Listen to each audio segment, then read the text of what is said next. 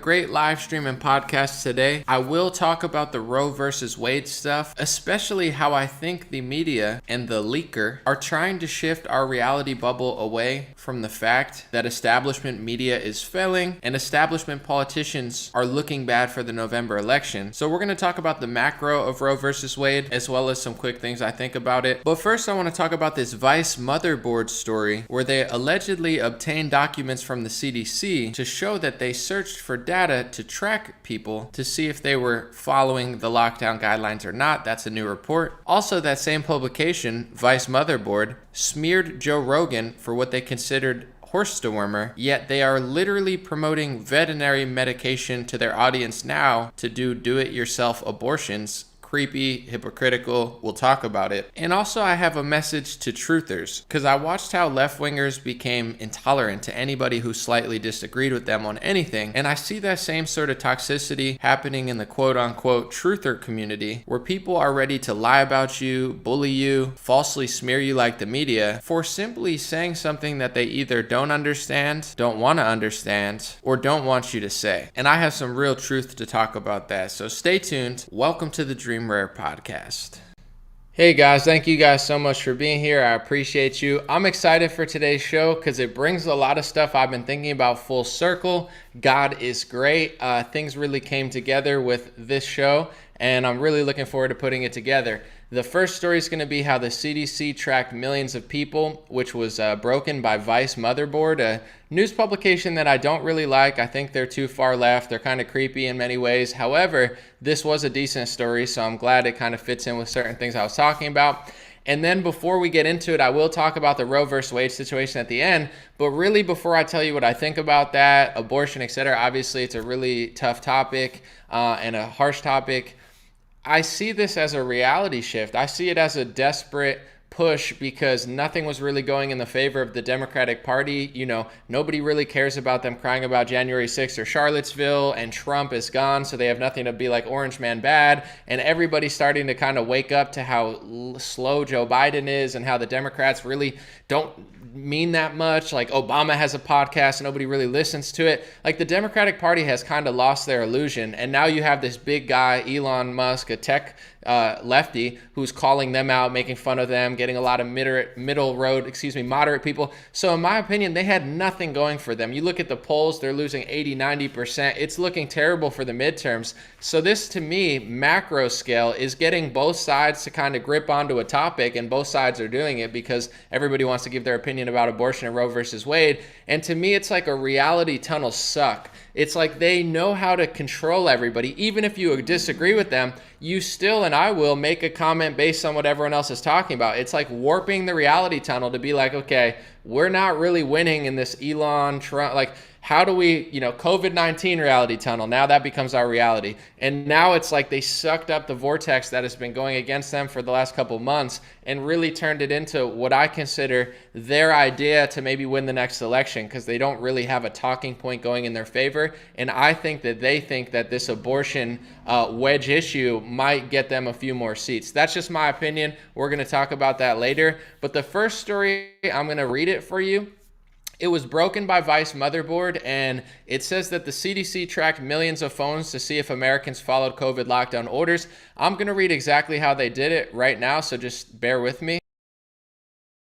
All right, so I have this article up. I know you guys can only see the headline, but I'm going to just read it. I'm on the website right now.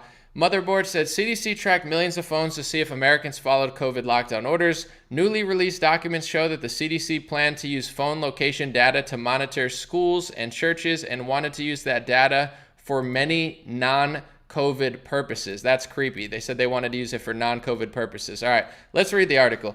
The Center for Disease Control and the Prevention, CDC, brought access to location data harvested from tens of millions of phones in the United States to perform analysis of compliance with curfews, track patterns of people visiting K-12 schools, and specifically monitor the effectiveness of the policy in the Navajo Nation, according to CDC documents obtained by Motherboard. The documents also show that although the CDC used COVID-19 as the reason to buy access to the data more quickly, it intended to use it for other more general CDC purposes. Location data is information on a device's location sourced from the phone, which they then show where a person lives, works, and where They went. The sort of data the CDC bought and was aggregated, meaning it was designed to follow trends that emerged from the movements of groups of people. But researchers have repeatedly raised concern about how location data can be de-anonymized and used to track specific people. The documents reveal the expansive plan the CDC had last year to use the location from a highly controversial data broker. SafeGraph, the company the CDC paid $420,000 for access to 1 year of data, includes Peter Thiel and former head of Saudi intelligence among its investors. Google banned the company from the Play Store. The CDC used the data for monitoring curfews, which documents say the SafeGraph's data has been critical for ongoing response efforts. I'm not going to read the whole article, but that's pretty much the gist of it. I'm going to pop back on the screen now.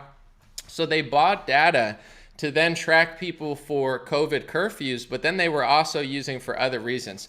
Two things stand out to me here. First of all, we all said that it's not that we think that sickness isn't real. Like the media always scapegoats us, and it's like, oh, these crazy kooky it's not anti-vaccine or conspiracy theory. It's like you have used this crisis to say, hey, there's a virus. Now let's just be communist China. Let's adapt all of these un-American policies because of a virus. That's what they did, and they acted like it was a conspiracy. No, that's what you did. So now we have this, communist Chinese style tech system coming into place where it's like, oh, we'll lock you in your house, and then we're going to buy data and track you, but don't you complain about it, or else you're a Trump-supporting right-wing conspiracy theorist lunatic. It's like, no, the government, big tech, is using this tragedy, just like they always do, or using this crisis, as they always do, to usher in more power, more control. It's called Big Brother government. I mean, pick up a 1984 book, watch any sci-fi movie ever. It shouldn't be hard to figure out what they're doing, but apparently the smooth brains who are just like, oh man, these kooky conspiracy theorists it's like, no, they're literally tracking you and using COVID to expand what they're doing. So here's my other takeaway.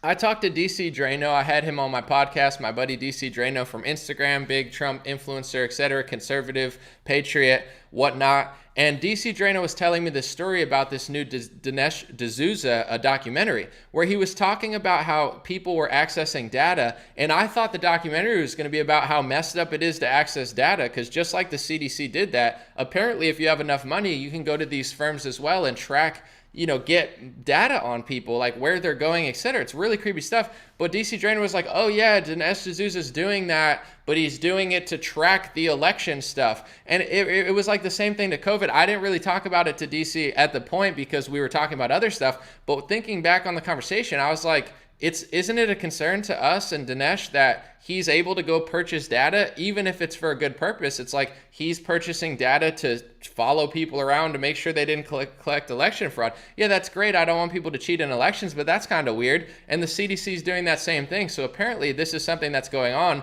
where you can go left wing, right wing, Dinesh, CDC, whoever you are, you could go and buy, tracking data. It's supposed to be anonymous, but there are officials warning that it could be misused and abused, etc. Really, really creepy stuff. And I have to give props to Vice, although I think they're a degenerate news publication that is named after sinning. It's like a vice. What's a vice? It's a flaw. Their whole, website's a flaw. But that is great reporting. And believe it or not, they did do a great article really exposing, or rather obtaining documents showing that the CDC is using this as an excuse to track people and then tracking them on other things that have nothing to do with COVID. So great job, Vice, on that article. Now for an article where Vice didn't do a good job. And this is interesting because before I hop into this article where they're now pretty much promoting, and I don't do this, don't do horse medication, people, okay? Anomaly doesn't tell you to do horse medication. Anomaly tells you to go see a doctor. Anomaly tells you to use your common sense, work out, exercise, do what you got to do. But Vice is now, after smearing Joe Rogan for quote unquote horse medication, they're literally telling people to take veterinary medication to do a do-it-yourself abortion. It sounds disgusting. It sounds made up. I'm going to show you, and then we'll talk about the duality of Vice and why I have a little bone to pick with quote-unquote truthers. But here's that little bit presentation about what Vice is now promoting to their people. Check it out. Within the last year, Vice Motherboard smeared Joe Rogan as spreading misinformation about the horse deworming drug he just took. And here's the thing, I never told people to take the drug that must not be named Ivor blank blank, but when the media said it was just for horses, it's horses, you could actually go to the CDC website and search for that word, and it comes up 47 times on their overseas refugee health guidance. It is being used in humans, and the fact that the media wouldn't even tell the truth about that just proves what fraudulent liars they are. Once again, I'm not telling people to take that. I'm not a doctor. I'm just saying they lied about that. And now Vice Motherboard is saying misoprostol is relatively easy to acquire from veterinary sources, since in addition to medically inducing abortions, it's also used to treat ulcers in horses. So now you have literally Motherboard telling people to be on the lookout for horse medication to abort their babies. This is... All right, so 3 things with that. First of all, the hypocrisy of Vice telling, lying, first of all, and saying that Joe was promoting horse deworming medication when that's not what was happening, etc. I'm not telling people what to do. I'm just saying that's not exactly what was happening. Then they come around a couple months later and they're literally telling people, go do it yourself abortions with pills. I mean, these guys are like out of their mind. The hypocrisy is obvious and the creepiness of it is obvious. But the second thing I want to say before I get the overarching theme is, when Joe came out and started talking about the drug that must not be named, we'll call it Ivor, we'll call it Ivan the Terrible. But I'm not trying to trigger the AI algorithms and psychotic left-wing censors at Facebook, so I don't even feel like saying the word to give them that register on the message. But I'm not someone who's ever taken that drug. I'm not somebody who promotes that drug, Ivan the Terrible or Ivor blank blank. You get what I'm saying? I'm not a doctor, so I don't know whether it works for what. I'm not qualified to say that. But one thing that I do know is not only is it a Nobel Prize winning drug, but like I showed, it's actually on the CDC website for the refugee health program over 40 times for the use in humans and not in horses. So for me to believe the media over Joe Rogan, right? I'm not somebody who overly believes Joe Rogan. I don't believe the media. I'm what's considered a moderate person. The media hates people like me now. They want you stupid. They want you smooth brain. They want you completely brainwashed. I'm somebody that has no opinion on Ivor blank blank. Why? Because I don't really like drugs in general. When everyone was talking about hydroxy, drug, I wasn't promoting it because I'm like, I don't know crap. I'm not taking a pill. I don't need a pill. I'm not a big pill guy. But anyway, they're trying to win me over, right? I'm in the middle. I don't know who to believe. The media comes out and says he's promoting horse medication, and he's actually not. He got it in a human form for humans, just like the CDC gives it out for refugees in humans and doctors give it out in humans. His doctor gave it to him. Does it work for what he took it for? I don't know that it even does. He took so many drugs, it's hard to tell what even worked. He took a whole cocktail of drugs. I wouldn't do that personally, but Joe did. But the point I'm getting to is if the media really wanted to gain my trust, they would say, this is a drug that won a Nobel Prize for use in humans. This is a drug that is used in refugees for humans for dewormer. And Joe Rogan is trying to use that human drug that is used in humans for COVID, and it doesn't work in COVID. That's how the media could have gained my trust. And I would be like, that's probably true, or that could be true. I haven't looked at the data out of India, but whatever. But instead, they're like, he's telling people to take horse medication. And it's like, that's literally fake news. That's literally an exaggeration lie. And anybody with half a brain is able to look at the media and be like, you're embarrassing yourself. I don't even like that drug or take that drug or promote that drug. But the fact that you so fraudulently lie and try to tell someone that a human drug is only a horse dewormer, it makes you a moron. I had a debate with a left winger, and he said to me on the live stream, his name is Mitch. He annoys me all the time on Instagram.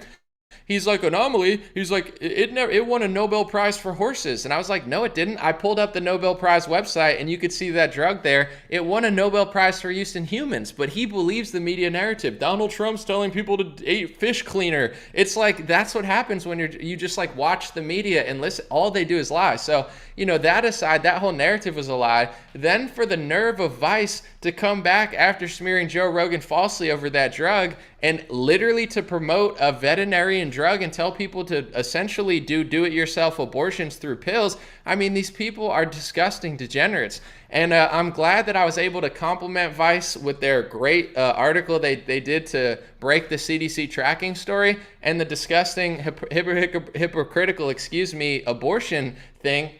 Because this really shows who I am and why a lot of truthers are mad at me recently. I just tell it like it is, and I'm able to find value somewhere. I think Vice are a bunch of degenerates. I don't think they're a good news station overall. However, if they're the ones that somehow obtain the information, like you have to understand there's probably hundreds or thousands of people that work at Vice. Somebody did a good job in the investigation unit, even if they're all degenerates there, and they broke a great story about how the CDC is tracking us with phone data. So I'm not going to just ignore that. I don't throw the baby out with the bathwater, metaphorically or literally, and just say, ah, la, la, la, la, everybody's controlled, la, la, la, la, la, all I do is watch videos, la, la, la, anomaly, la, la, la, Elon Musk is controlled, anomaly, I don't want to listen to any. It's like, I don't act like that. It's like, yeah, there are people I don't trust. I don't like Vice. But if they happen to break a story that's a great story, I'm able to say, thank you, Vice, that's a great story. Now try to figure out what's going on with 90% of the rest of your company. But then on the same day, they post a bad story. And I'm able to, this is something that a lot of people clearly don't like or don't want or are not able to do themselves, so they try to bully me. But a lot of quote unquote truthers, they don't have the ability to compliment somebody, and they don't have the ability to criticize somebody. And they don't have the ability to say, well, I like that thing that you did, but I don't like that thing that you did. But I'm able to compliment you and criticize you at the same time,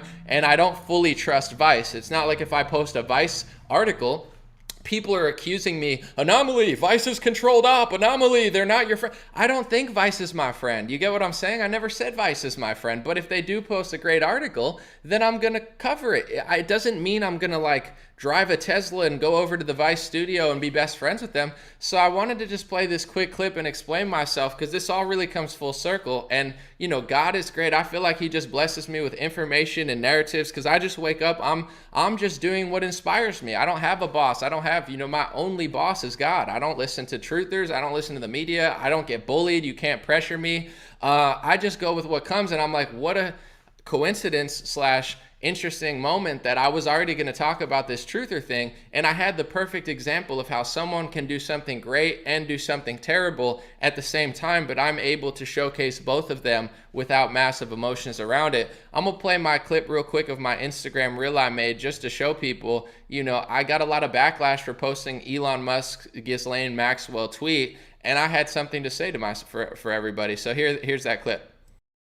One thing that drove millions of people away from left-wing politics was the fact that they got so intolerant and toxic. If you just agreed with a Republican or Donald Trump on one or two issues, they acted like you were the return of Hitler. Joe Rogan, Dave Chappelle, the most basic comedy and conversations just made them go unhinged. And it's disgusting, and it's gross, and it's weird, and it's unattractive. So now to the truther community, I see those same type of vibes going on. Everybody wants to be more woke than others, and that's good to seek information, dig truth, question things, of course. But people try to bully you into not being yourself, like as if you compliment Donald Trump or Elon Musk or anybody on one thing, or just simply unbiasedly highlight and do a news report on it. People are acting like you have to condemn every single thought that they've ever had in their entire life. It's the same thing that the left wing does. If I cover Elon Musk talking about the Ghislaine Maxwell trial, people are acting as if I'm telling people to jump off a cliff, buy a Tesla, and put a Neuralink chip in their brain. Just like I refuse to be bullied by the media, I refuse to be bullied by people who think they're smarter than they are and try to control what I say, think, post, and create.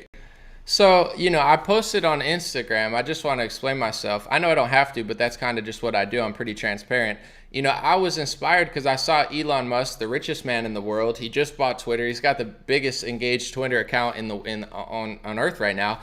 And he's out here criticizing NBC, calling them out, doing a great job, just like Donald Trump used to do. I'm not going to run off a cliff with Elon, but I'm like seeing this, and then he's bringing light to the Ghislaine Maxwell trial instead of the Johnny Depp trial, which in my opinion is massive. I think all of these dominoes would fall if something happened to the people who worked with Ghislaine Maxwell. And Elon Musk is echoing that. The richest, most powerful man in the world, who has a bigger voice than me, who has more power than me, he's like, hey, why did nobody go down for the client list? And then he also, defended himself against the picture. So on Instagram, I actually just did a whole reel of just those tweets. I didn't even read anything or defend him in the reel. I literally just read the tweets on a thing. And the amount of vitriol and backlash I got, I don't care. It's not like I care, but it's coming from quote unquote truthers who act like left-wingers, where it's like if you disagree with one slight thing of them, they're ready to lie about you, smear you, bully you. Well, if Anomaly says that, I'm going to lie about him now and call it. Well, then you're a liar. You're not a truther. If you're so emotional that my Elon Musk minute Twitter, presentation bothers you, you're an emotional liar. You're not even a truther. But in general, it's like, I'm just like reading some of these comments, and this one guy's like, you were so biased in that reel. And I'm like, go watch it again. I literally just read his tweets, and I thought that it was fascinating that he was bringing light to the Ghislaine Maxwell trial, which I feel like is important. And it really made me realize, and I've realized this before, that, what made left-wingers so annoying among everything, I think they're wrong about like 95% of their political agenda, but what made them crazy in 2016, I know there's a lot of people that are lifelong Republicans and libertarians that said everybody used to be crazy. They've been nutty, Obama was bad. I'm not saying that, but I have to say on a general cultural scale, I feel like it tipped over after Donald Trump won, and these people got even more intolerant. And it wasn't just like Democrats who pay attention, who are probably intolerant to you for the last 20 years, but I'm talking about like the average person, the average student, I went to college. Nobody talked about liberal, conservative. Nobody cared. Nobody judged people. Not the college I went to. But in general, it's like once Trump got in, that all changed. And what was the most disgusting about the left wing, besides a lot of things, was really just their intolerance and their hate and their non-inclusivity. Like, we are inclusive if you agree with me. If you're black, we like you. Unless you're black and disagree with us, then we hate you. They bully black people who are conservatives more than they bully me. It's like they have this like slavery syndrome where they think they need to control everybody. And the second that they can't control somebody, they freak out. And like, if there's like a black woman that doesn't agree with them, they go like full slave master mode. And they're like, come back and listen to us over here. And I'm like, put a mask on your kid. It's like I'm not even just saying this to exaggerate. Left-wingers remind me of slave masters. Like, they want to control every aspect of your life, and they like get unhinged if you're a minority who disagrees with them. And you're like, yeah, I'm happy, I'm healthy, I work out, I believe in low taxes, I run a business. They hate you more than they hate me. They don't even bother me that much. I mean, they hate black conservatives. But the point I'm getting to is that's what made them so gross, was the fact that if you disagree with it, even with one thing, you said, hey, this is what they're doing to people like Elon, etc. It's like, even if you're left-wing like Joe Rogan is not really right-wing. I mean, he's got some pro-gun views and stuff, and he's pretty common sense. But if you really listen to Joe Rogan, and I actually listen to him quite often, and I've listened to him for years, he's actually left-wing on a lot of policies. He's like a Bernie guy still in some ways. I think he's evolved recently, but he's not like this crazy far-right person. He's no conservative really. So the fact that they're so intolerant to Joe Rogan, what they're doing psychologically is they're losing people, because it's like, if you're just like, hey, I might vote for you, but I might not, and they're like, oh, you're Hitler. You're literally Hitler. It's like, eventually you're going to walk over to the other side and be like, well, yeah, I mean, of course I prefer right-wingers now. Like, I have no problem with left-wingers or right-wingers. I like to hang out. I like to listen to music. I like to go to concerts. There's a lot of liberal things. I'm not saying right-wingers don't like to do that, but it's like, I still can hang out with liberals, but I don't want to hang out with somebody that's like screaming at me for not telling their pronouns and calling me a racist. Like, I don't feel like, hey, you're not fun to be around anymore. So the left wing, they lost the plot when they became so viciously intolerant and annoying, to the average person. I think that's why they're getting blown out of the water culturally right now, and even in the next election. So now let's go to truthers, that I've explained how I feel about why the left went bad. It's not as bad, but in the truther community, there's all sorts of truthers. There's people that'll tell you, if you don't say that the earth is flat in every live stream, then I'm going to call you a shill. There's people who would say the opposite and said, if you say that the earth is flat, you're a shill. There's a secret space base on the moon. And then those people say there's no secret space base on the moon. Donald Trump created Space Force to shoot lasers. And then there's going to be people who say there's no such thing as that. It's Antarctica. And I'm not making fun of people. The point is, I just find it fascinating as somebody who, I have my own beliefs about things, many that are unpopular, many that are popular. There's 12 different theories about everything, and every truther's so sure. COVID came from this, COVID came from the cell towers, COVID came from the lab, Wuhan came from the Wuhan leak, COVID came from snake venom. I mean, they can't all be true. There's got to be one that's true, even if one of the alternate things is true. But when you talk to a lot of truthers, not all, but some, they act so damn sure about stuff they're not really sure about. They have massive egos, just like left-wingers, and if you say or compliment somebody that they disagree with, they lose their mind. The same way the left is getting triggered by Elon Musk because he's not a total idiot, apparently, or as at least acting like it.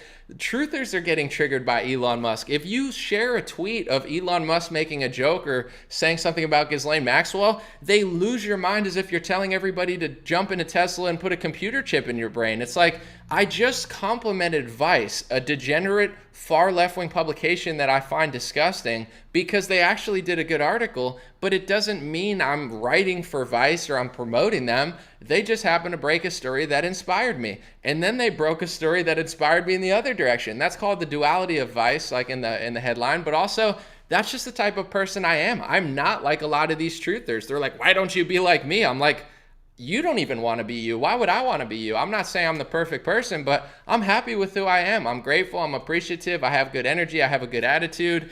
I make videos that inspire me. I don't get bullied by the media. I don't get bullied by truthers, but they kind of act like left-wingers in a way of if you slightly disagree with them or you don't talk about every single thing that they talk about all the time, they absolutely lose their mind like a left-winger and try to smear you. And the ones that come at me, because I know me, I know how I make my money, I know how hard I work, I know that I work by myself, I know that I'm not lobbyable. So I'm just letting you know, like, you know yourself. Anybody who's watching this, I can't tell you stuff about you that you know you. You've lived with yourself your whole life. I don't know you that well. You know, I don't know anybody really that well. You know yourself the best. So it's like they're coming to me, someone I actually know myself, and they're lying to my face about me and basically bullying me and being like, if you don't do the report that I did, then I'm going to call you controlled op and I'm going to smear you. And it's like, if you feel that way, fine, but that doesn't make you a truther because you're emotional and angry and getting triggered over an Elon Musk post. I could compliment him. It doesn't mean I trust him. It doesn't mean I'm not going to condemn everything he does. Oh, if I compliment Donald Trump, I have to condemn everything he ever does. No, I just complimented the other day and said he had better foreign policy. Yeah, I don't like some of the vaccine stuff, but I also am grateful that he put in some good judges and some okay judges. You know, I can have these conversations without going full-blown emotional about it, but a lot of people in the truther community, they have such bad energy, and that's kind of just my message. It's like, you know, don't treat people like that, and it's just a little odd. I have a story that's fascinating to me because it kind of, you know, encompasses a lot of this stuff too. I was at a mall one time, and 9 times out of 10, I mean 99 times out of 100, people come up to me, they say hi, they want to take a picture, they want to chat. Most of the time, people like me. I'm just being honest. Like, people don't come up to me and be like, I hate you. It doesn't really happen. Thank God, I don't want it to happen. But this one time I could tell this lady didn't like me. Like, her friend liked me. And like, oh my God, Anomaly, I follow you. And I'm a big energy reader. So I'm like, I could tell this lady didn't like me. And like, you know, she's got her head down and she's like, she looks a little like freaked out. And she's just like, yeah, you know, I used to follow you, but you know, you probably wouldn't like me. And I don't agree with you. And like, I was like, whatever, I don't care. You know, I was like, what's your beef with what I do? I don't care. I'm just curious. And she's like, you know, I follow the Q stuff and, you know, you just make fun of it sometimes. And I'm like, she was like a big into the QAnon stuff. But here's the funny part. This is the reason I'm bringing it up. She was telling me how unloyal all her friend group was because I don't hang out in groups. No, I'm not trying to be a lone wolf, but I don't need any friends. I'm not trying to be part of a coalition. Just leave me alone. That's my motto. Get off my lawn and leave me alone. You know, I don't need a group I don't want it. Just, I have friends. I go to events. I like people, but I'm not part of anything. I don't want to be. I just like to be left alone. But in general, she's part of this whole group, and she's telling me, although at the same time she's saying she doesn't like me, she's like, you know, they've called me controlled op, they've called me Mossad, and this lady has like a couple hundred followers, and it's like she's surrounded by a group of people. I'm not going to say they're paranoid, because I'm not saying every conspiracy theorist is paranoid, but they have bad energy, they're nasty, they're these type of people that say, well, you know, we're not the media, so we must be the best, you know, we know everything, and anybody who disagrees with me is an agent, and it's like they treat each other like complete shit, you know. And she's telling me she looked like she was like a mess, no offense, but like it's like, yeah, you surround yourself by a bunch of unloyal people who are ready to turn on you in a split second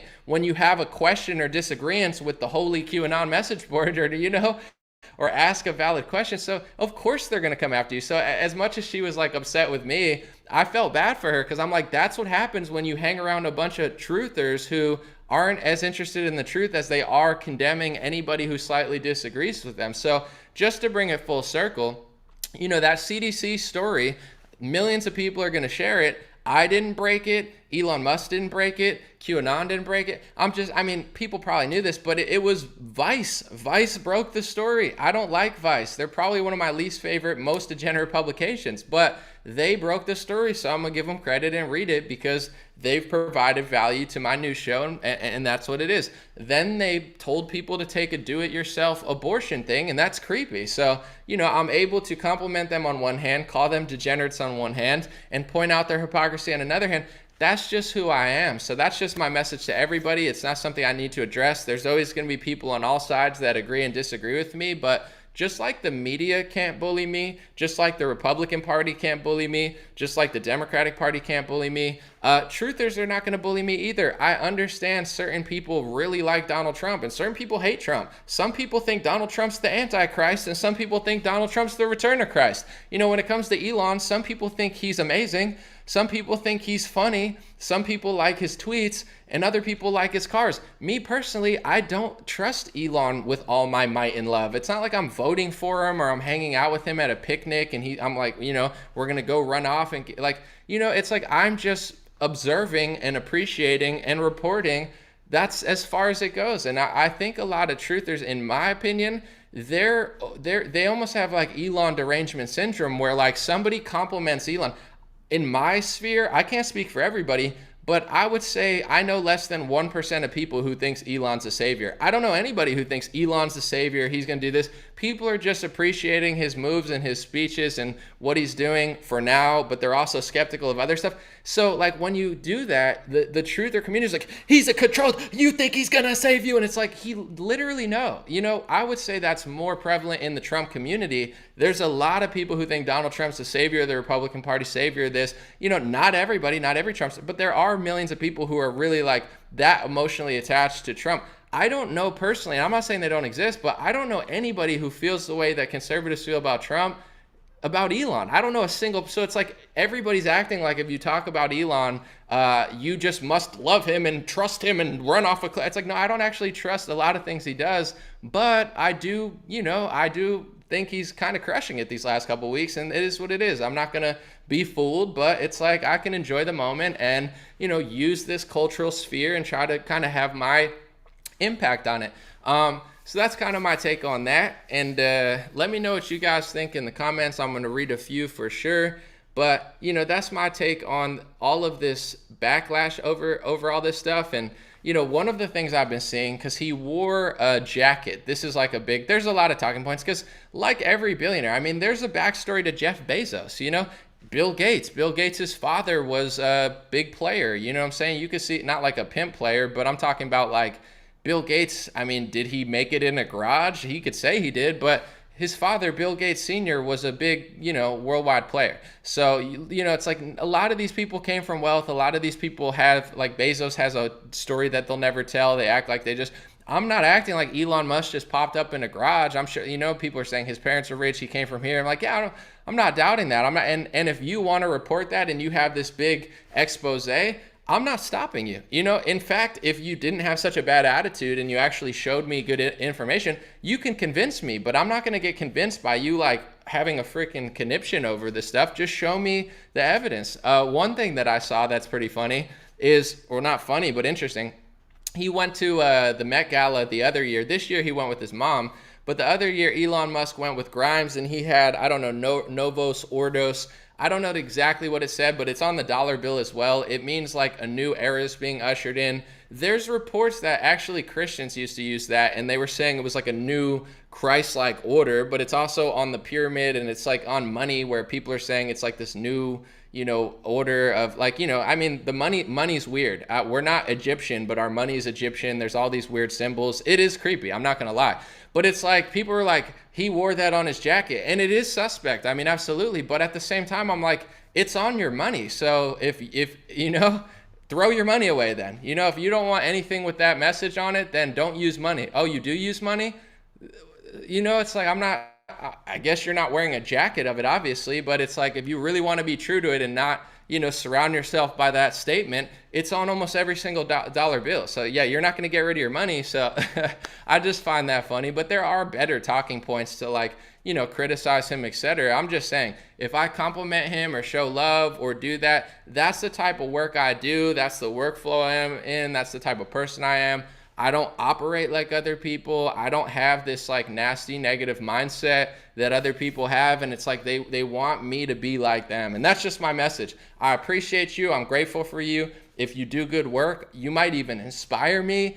I might elevate you and promote you, but you're not going to get elevated and promoted, and you're not going to get a lot of love from me if you're just annoying and nasty and accuse me of things when I don't make the videos that you want to do, this is my final message without being too arrogant. I don't want to be you, right? I don't want to be you. I'm glad I'm not you. I'm grateful for who I am. I've put in a lot of work.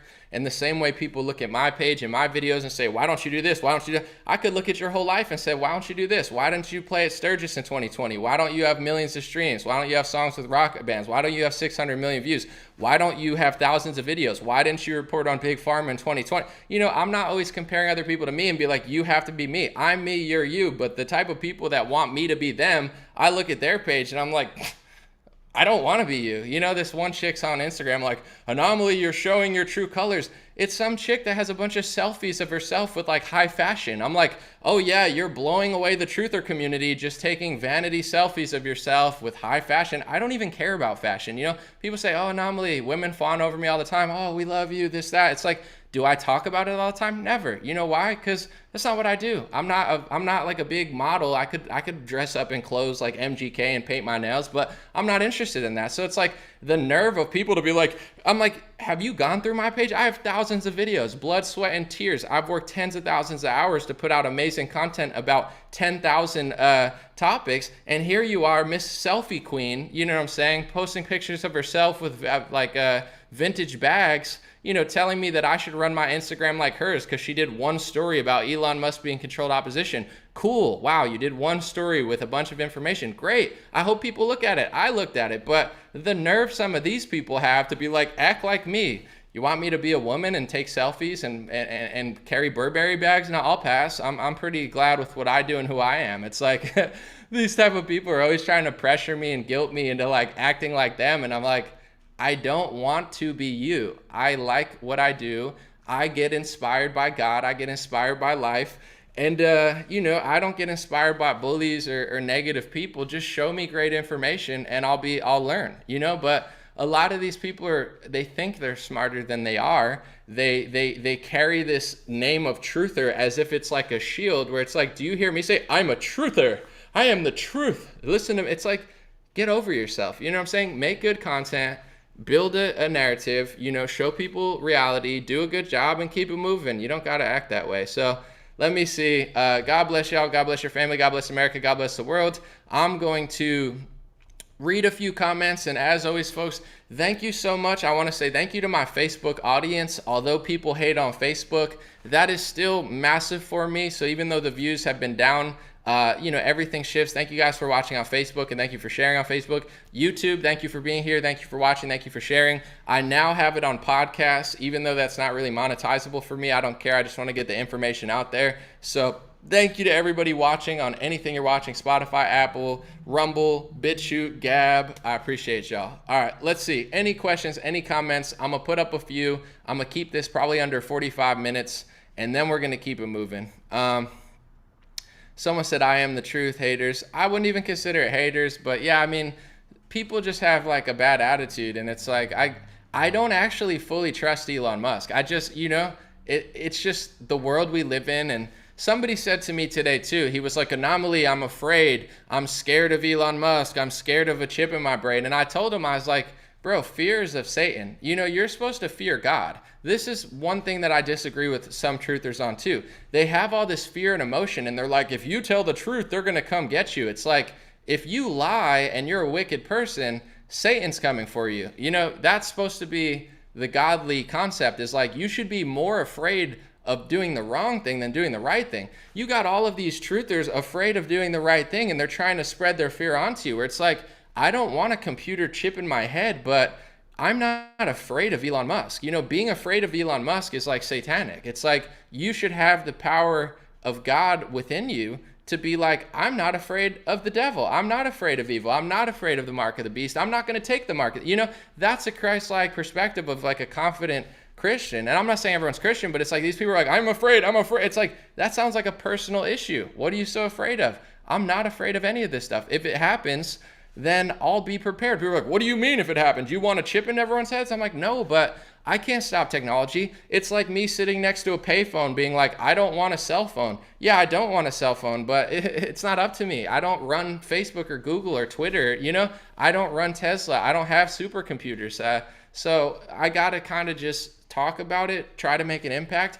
And to be quite honest and real, the main thing, because I always ask people that will criticize, not always, sometimes most of the time I ignore them, but I'm like, since you think you know so much more than me, what's your plan? What's your strategy? Because I've reached hundreds of millions of people. I've been successful on that front. But one of the things that I'm most grateful and appreciative of is I didn't get hundreds of millions of views rapping about cars or clothes or jewelries or hoes or, vintage Prada bags. I got hundreds of millions of views being honest, being accurate, untangling the web of lies and deceit that the media does. And I've got hundreds of millions of views preaching the message of self-accountability, not jamming it down people's throats and Bible thumping and say, you got to listen to me. And nothing wrong with Bible thumping sometimes, but I got these views and I'm trying to tell people, hey, Trump, Biden, Elon, I'm not telling anybody to worship any of these people. I mean, I've defended Trump hundreds of times, but it wasn't like, yeah, he's your new God. It's like,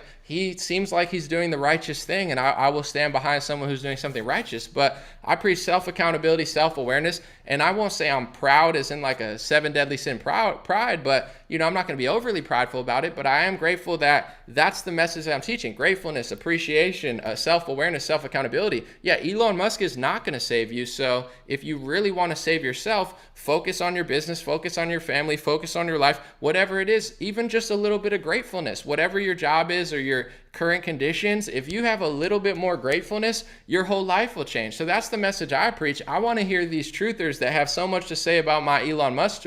What's your tweet? I look at your page, I'm wildly unimpressed. You have a bad attitude, you're annoying, you're not good at content, you're not good at video editing, you're not a good speaker, but you got a lot to say about me. You're not impressing me in any category, and your attitude sucks. You're not preaching self-accountability, you're preaching fear. Be afraid of Elon Musk, be angry at Elon Musk. I don't teach anger either. There's a lot of right-wingers that teach anger, be angry, be mad, civil war. It's like, calm down. You know what I'm saying? The world will never be perfect.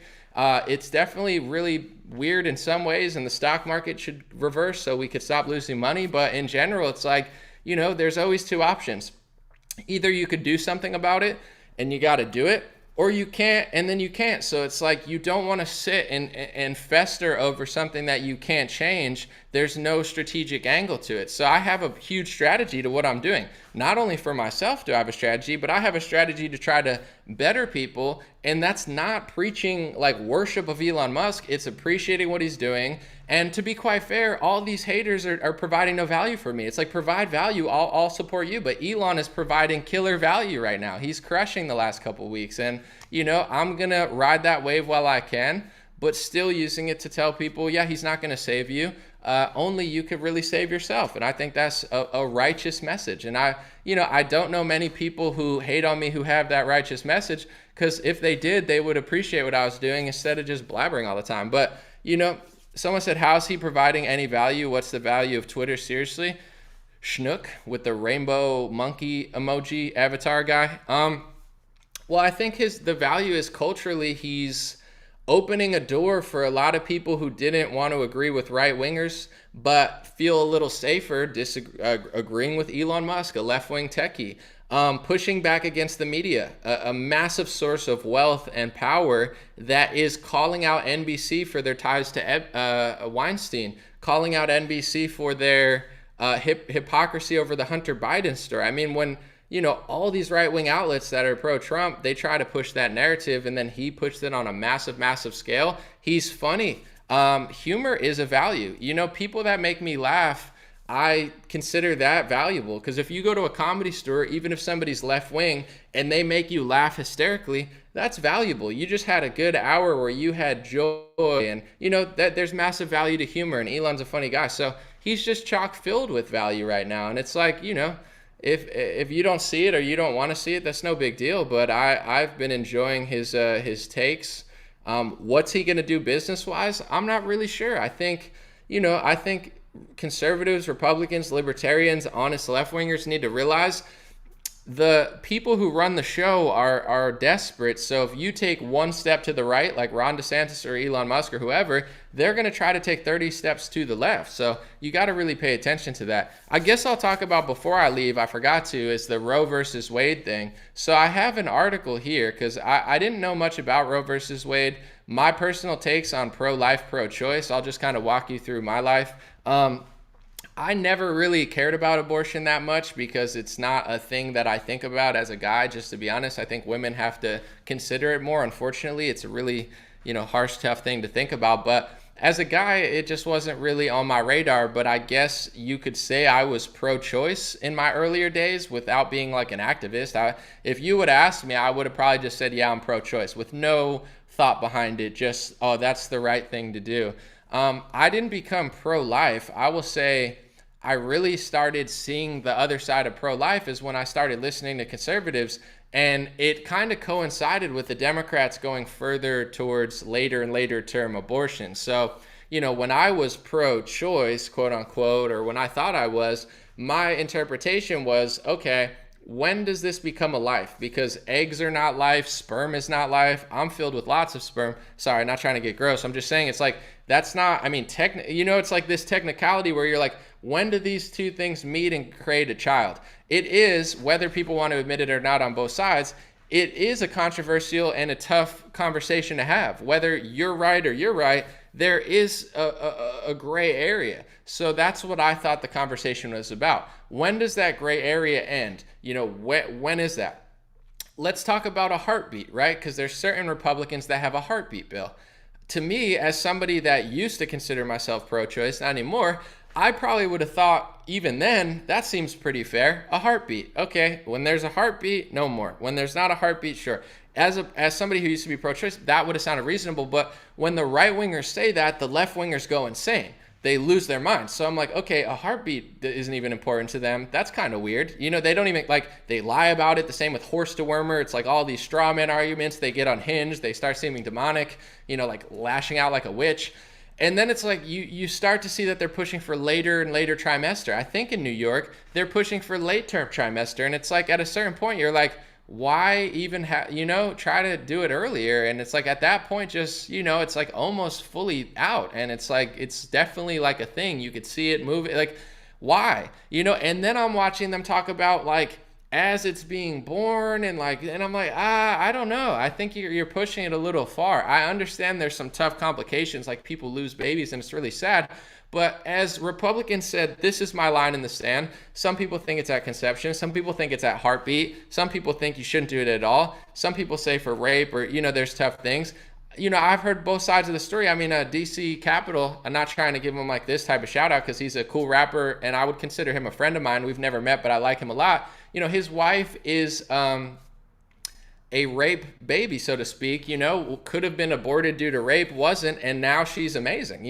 God bless DC Capital and his wife. So it's like there are right-wingers who, and I've seen a bunch of stories, even a lot of like this black woman who's like a big Trump running for office. She's like, yeah, I was conceived through rape as well, where it's like, yeah, it's a tough thing, but it's like, it is still life. So I get that it's a controversial issue, but I'm listening to both sides and it's like, I find that the right wing is more reasonable where they're genuinely trying to figure out when something's alive and do the right moral thing. And the left wing are just like screeching harpy demons where they're just like, they want to go further and further and further and further. And now it's like they're promoting do-it-yourself abortion. It's like, just don't do that. I'm not saying it, like, do it as a last ditch effort at least, I'm not trying to be mean because I understand it's a tough decision, but it's like, you got left wingers now that it's like their lifestyle. They're like, I've gotten 5 and I want 5 more. And it's like, that's demonic. Like if you had to get it one time and you regret it or, it was a tough decision or you don't regret it, whatever, there's probably women watching this that got it. And it's like, you shouldn't feel guilty and sorry for the rest of your life because everyone makes mistakes and you got to get over it, be forgiven and go forward. But it's like, these type of, like when I'm listening to both sides of the argument, I'm like, the left is just going further and further, later. And it's like, I know people that have had abortions that are like, yeah, 3rd trimester is too much. And I would say only right-wingers at this point would say, yeah, 3rd trimester is too much. That's like a standard right-wing situation. It's like, yep, too far. But Democrats, they have no moral standards. If they were to say that, their base would turn against them. So I became pro-life listening to people like Ralph Northam, watching Democrats in certain states push towards late-term abortion, mid-birth abortion. And it's like, all right, clearly they've lost the plot. And then I started doing some research because I follow both sides of the argument. And I found out that, and I have actually an article here. It's a New York Times article from 1987. New York Times said, key abortion plaintiff now denies she was raped.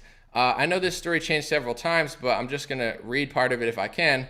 The woman who's challenged a state law virtually prohibiting abortion led to the Supreme Court landmark's Roe versus Wade decision now says she lied when she declared bringing suit that she was raped to cause her pregnancy. The assertion of rape was not a factor in the Supreme Court's ruling, which established a woman's constitutional right to an abortion. So her name was Norma McCorvey. Her name was not even Jane Roe. It was like a fake name they chose or something, but she lied about being raped. I'm not saying that that was the thing that made the decision, but it's like the whole thing seems a little weird. Now that I listen to people, I'm not trying to let it take over my whole reality bubble because I know it's a trick, but I've seen a bunch of left-wingers say no man should ever make the decision for a woman's body, but they don't even realize I think 7 men were the ones who made the decision to pass or overturn Roe versus Wade or whatever they did to, make abortion illegal. It was actually 7 men. So the Supreme Court now is more diverse. You would have Amy Coney Barrett. You would have multiple women on the court. So, I don't know if it would be irony, but the interesting part, if they say that no man should ever be involved in this decision, then it never would have passed in the first place. So if that was the rule that no man should be involved, then there would be, state rule, I guess, on abortion. That's what would happen if it was overturned. If it does end up getting overturned, states' rights. I think that's not a bad idea. I know some people disagree with me, and that's fine. But I mean, at the end of the day, I don't know. It's like, I think people have the right to not want to do that anymore. And I don't know. I don't think it was like a really moral, solid thing when it was passed. I guess I find it bizarre that, people that are talking about birthing people and we don't know what a woman is and it does now women exist again. If you're not a woman, you can't disagree with this. It's like you've been pretending like you didn't know what a woman was like 3 weeks ago. And now all of a sudden you remember what a woman is. So it's all just like an exhausting thing. I see blue checkmark journalists and celebrities promoting violence, promoting revolution, essentially, the upending of law. They did this with the George Floyd riot, regardless of what you think about it. They allowed rioting and killing and looting because they really were trying to pressure the courts. And I mean, most Democrat media and politicians either directly supported them, bailed people out of jail. They were essentially not only destroying major cities like psychos, but trying to send a message to the courts and threaten them and be like, yeah, you better vote. And that's the end of the judge system. Whether you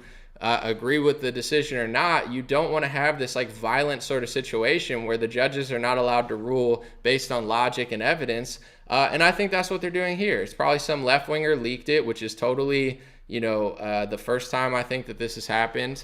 And they're trying to, and they're admitting there's actually blue checkmark liberal journalists and politicians on Twitter admitting that they want violence, that they're okay with it. Like, you think I'm exaggerating. There's someone literally saying, good, I'm glad they're being threatened. And it's like, this is who they are. This is what they do. This shows me that they're the wrong side of the argument. I don't see right-wingers doing that as well. And right-wingers literally think that they're killing babies. And you don't see this type of violent assault against judges because I think most right-wingers are like, yeah, we don't do that or else there is no judge system. We got to win, etc. But you could just tell the left wing is the wrong side of this argument based on how they're acting, sliding further and the slippery slopes going further. And these are conversations, I think, whether people agree with me or not, we have to have some sort of moral conversation as a society. I grew up and I feel like I was lied to on every front. If you were creative, they tried to put Adderall in your throat. If you're a woman, they shoved birth control in your mouth. I mean, we're being drugged up by big pharma and it's having a massive toll on our health. If you look at kids nowadays and people that are like, teens through 20s through 30s, they're used to be, I know Cernovich pointed this out, but there used to be acne. Like Cernovich said he had acne for a while, etc. But, nowadays, like, kids' skin is destroyed. It's like kids' skin is way worse than it was when I was young. It went from like a few people having acne a little bit to like almost everybody in their teens. They all have like severe acne. And it's like, why is it? I don't know, but it's like they're jacked up on pharmacy pills. I've talked to women that said, birth control had a lot of negative effects on their body and they stopped taking it and they cleared up and stuff. I don't know, because I'm not a woman taking birth control, but our whole culture's inverted. Here's the truth, and I'm just gonna get a little personal for now. I probably shouldn't. I'm at the point now, I'm 32, I'm in my prime, I'm stronger than I've ever been, I'm more successful. I'm in my prime to the point where I could get more women now than I ever could in my life easily. But I have less sex personally because I don't want to, because it's actually not what they told us it was. When I was a young rapper, it's like, have sex, smoke weed. It's actually not cool. If you want to smoke, do you. But I'm just saying, it's not cool to just run around with your dick and try to have sex with everybody. It's actually not fulfilling. It's not fun. It could stress you out, especially if you do it with the wrong person. So it's actually not cool.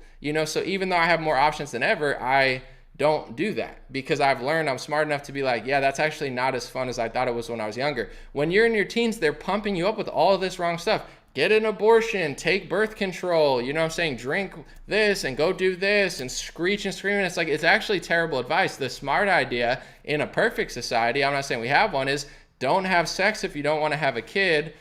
Pull out, wear a condom. I'm not saying pull out works, or I don't even really like condoms, to be honest. It's I think people should just not have sex until they're ready to have a kid, but that's in a perfect world. I'm not perfect, trust me. I'm not somebody who followed those rules, but in general, it's yeah, if you're creative, take Adderall. If you want to have sex out of wedlock, just suck down birth control. It's going to destroy your physical features and mentally destroy you, but just keep having sex. And if something bad happens, go get an abortion. That's all wrong. None of that's ideal. At minimum, and I'm not pro-choice anymore, but at minimum, it should be a last-ditch effort. At minimum, that's what it should be. And that's by a mistake, not like a lifestyle. It shouldn't be a lifestyle. Birth control shouldn't be a lifestyle. This is people's lives now. It's why they're so depressed. It's why their skin is all screwed up. It's why they're psychologically just destroyed. I see David Hogg, he mentioned, something, and then he said, I'm sorry, I'm cisgendered male. It's I am white boy, sit down. And it's I know I shouldn't feel bad for David Hogg, but I do feel bad, because it's imagine being a white liberal guy at Harvard. It's you have to just completely subvert yourself and be like, I'm sorry for existing. My opinion doesn't matter. It's you have to it's self-hating. Like Elon Musk said, he said the left hates everything, everybody, themselves included, the far left. He nailed that psychologically. It's that's what they're doing. So, all of these things are not fulfilling. I'm not a perfect person. I don't regret everything I've ever done every day, and I don't want women to regret everything they've ever done. I'm not trying to make people feel bad or guilty, because we've all made wrong mistakes. We've all made bad decisions. But I guess what I'm trying to say is building the future. Do we want a future where people tell their kids, yeah, have fun, do your thing, but here's what you got to understand. You don't want to get a woman pregnant out of wedlock. You don't want to do this. It's actually, be honest, it's yeah, it's fun having sex, but at the same time, it comes at a mental cost if you do it with the wrong person and you have to worry about this or that. As a woman, be birth control at bare minimum should be a last-ditch effort, because it's if, it comes at a psychological and physical cost. I mean, taking birth control for women, I've heard horror stories of what it does to them physically and psychologically, just like taking Adderall, just like being jacked up with pills. We're living this artificial lifestyle where everyone's jacked up on pills. Everybody's skin is like a disaster. And I'm not making fun of it, because everybody has acne by mistake sometimes, but a lot of times it's from all this crap we're doing. And it's is that really the future that we want? Kids to be forced mass, jacked up with birth control, shoved down Adderall on their throats, protesting out because they can't do late-term abortions, or there's going to be certain conservative states that value life. It's to me, the left wing is just wrong on this one. But I understand people's perspective, because it is a real psychological I wouldn't say anomaly, but paradox, where it's when does a life become a life? My sperm, I don't feel bad when my sperm, I'm sorry, I'm not trying to be gross, but it's I don't believe that's alive. But it kind of is, I guess. I don't know. And then it's with a woman, it's what point is it a life, and what point does it get too far? Can we draw the line? And the reason that I'm just straight up pro-life is because I've seen multiple Republicans try to draw a line. we draw the line here. We draw the line here. We draw the line here. We draw, like they've drawn 5 different lines on the Republican side because there's all different type of people. And anytime the right wing tries to draw a line anywhere, whether it's at conception, first term, second term, you know what I'm saying, heartbeat, the left wing loses their minds. It's like they're like psychotic demon harpies that are like screeching, like they need to sacrifice babies to Moloch or else they can't have like energy or something. And I'm being metaphorical, but at the same time, I mean, something seems a little up with it. Like it's like, so we can't have a line. There's no line. There's no line. You get mad at it. It's like the don't say gay thing. It's like, okay, gay marriage has been legalized on a national level. Where do we draw the line? Republicans, DeSantis comes through and says, I'm drawing the line for gay and straight sex, to be honest, at this age. I'm drawing the line at, I don't know, 9, kindergarten, whenever he drew the line.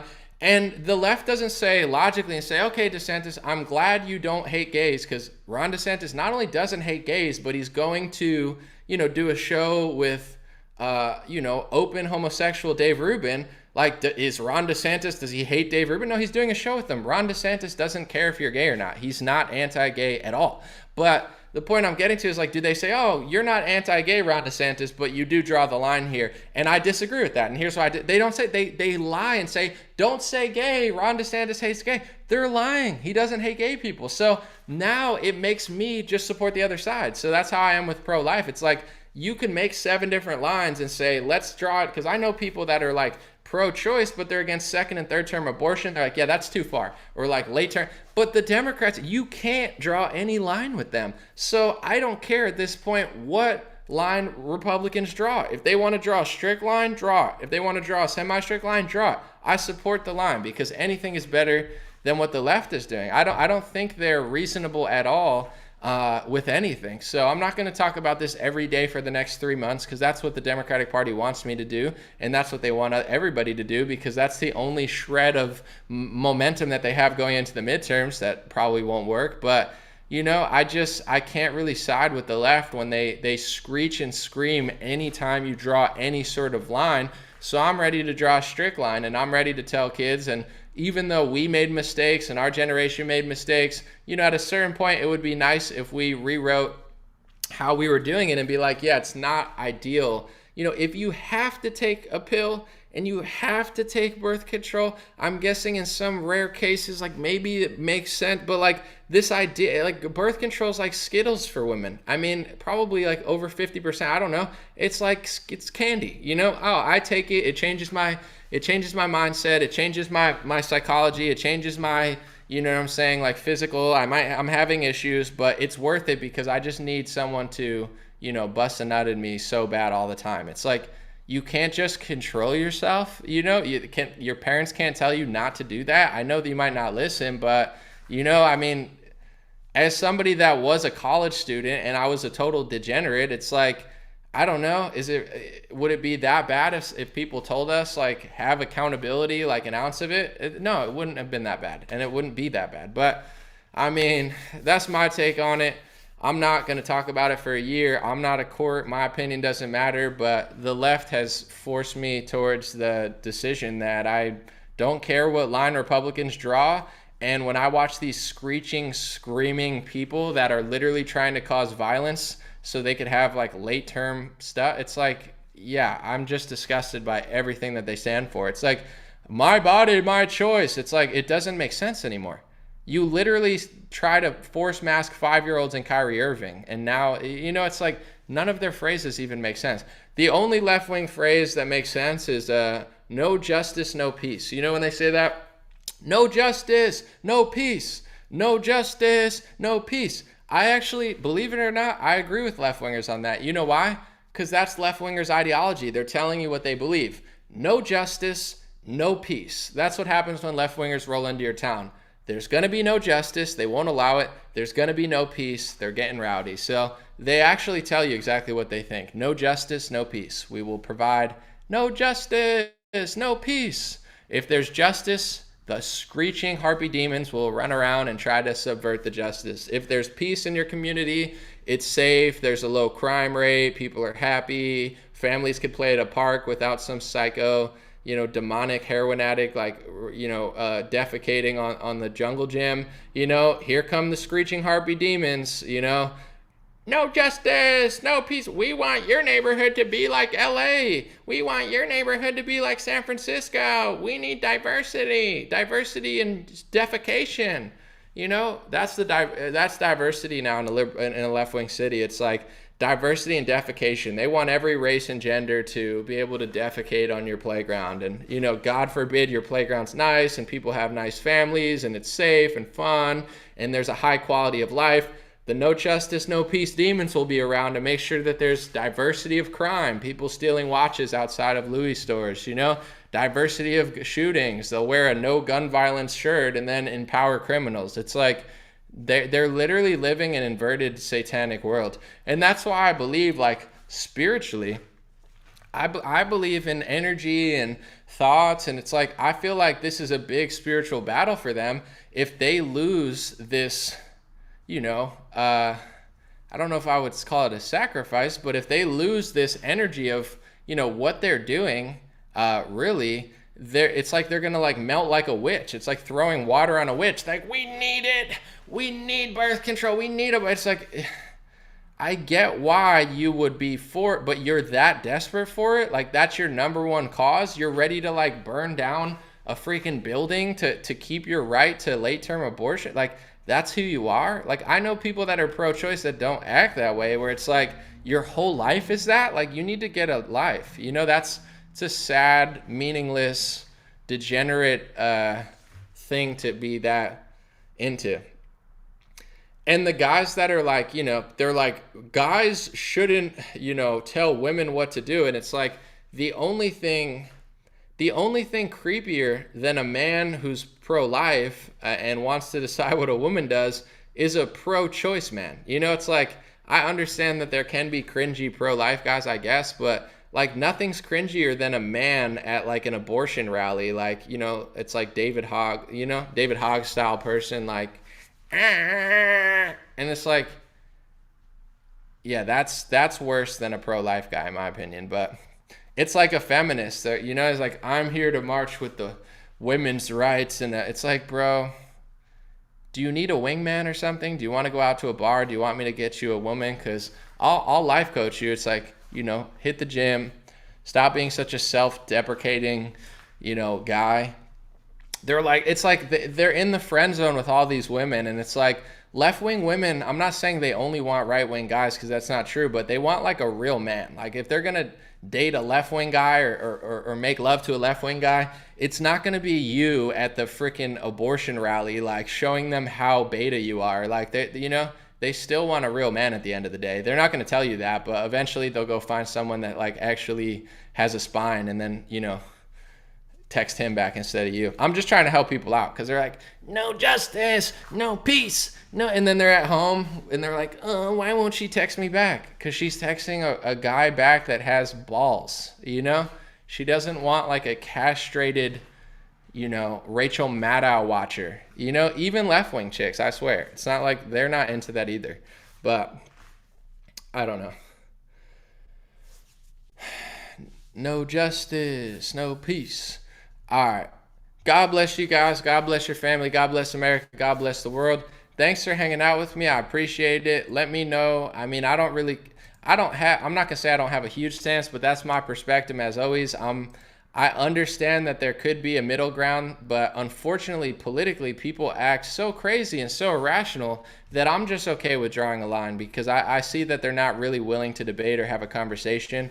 So that's just how I feel. But feel free to disagree. I don't really care. Just letting y'all guys know, godblesshats.com. These are the cream-colored hats made in America, as always.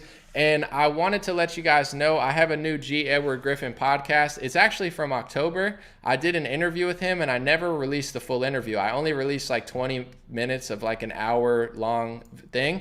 So if you want to support me, $5 a month, keep this program going and allow me to work hard so a bunch of truthers can yell at me and tell me that I like Elon Musk too much, go to patreon.com/raretalk. You can not only support, but you get 3. That's right, 3 free podcasts. The G. Edward Griffin one I will put public next week, because I feel like it's so good that I want the whole world to hear, at least my whole audience. But for the next week, if you want to hear it before next Monday, you can go to patreon.com/raretalk and get bonus exclusive early version of my G. Edward Griffin podcast, and he's awesome. So that's what it is. Appreciate y'all. Have a beautiful day. And as always, thank you guys for hanging out for another episode of Dream Rare Podcast. I have a new theme song, by the way. I'll play it one day on here.